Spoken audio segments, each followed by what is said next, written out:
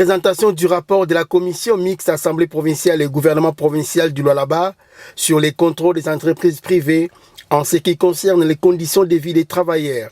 C'est le point majeur qui a constitué la séance plénière de ce jeudi 8 juin 2023. Tout d'abord, les superviseurs de la dite commission, l'honorable Gaston Mouchid, qui a posé les jalons de ces rapports, invitant ainsi l'honorable Michael Ben Kassongo, rapporteur, à en faire l'économie. Elle a peint toute la réalité sombre vécue sur terrain. C'est notamment la modicité du salaire, l'hygiène précaire des toilettes, les cuisines pérécommandables, la quasi-absence des DRH, l'engagement des travailleurs sans respecter les normes requises, manque d'équipement adéquat. Eu égard à ce qui précède, la rapporteure de la commission a présenté des suggestions et recommandations.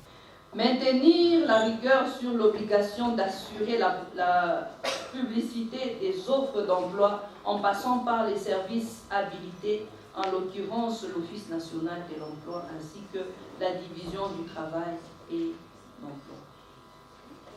Recommander aux entreprises d'organiser les élections syndicales et de se doter d'une convention collective garantissant les avantages des travailleurs. Assurer l'équipement de la division du travail et emploi en termes de matériel nécessaire afin d'accélérer l'impression de cartes de travail des expatriés pour un meilleur contrôle, car les dites cartes ont déjà été payées par plusieurs entreprises. Ceci a suscité la réaction des élus provinciaux. Des services.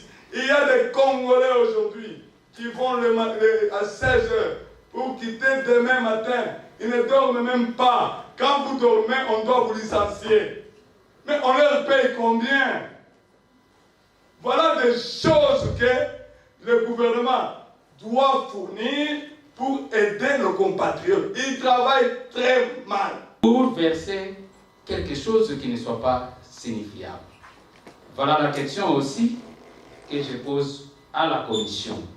Parce que la CNSS-cité a-t-elle été consultée pour les matières appropriées par rapport aux entreprises? Et surtout la différence entre les Congolais, les nationaux et les expatriés. Des éclaircissements sur la suite de la procédure au regard de ces rapports ont été apportés par les superviseurs, l'honorable Gaston Mouchid. Ces rapports ont ainsi été adoptés. Au cours de cette même séance plénière, présidée par l'honorable Mwimi Bwanta Pierrot, 4 procès-verbaux ont été adoptés.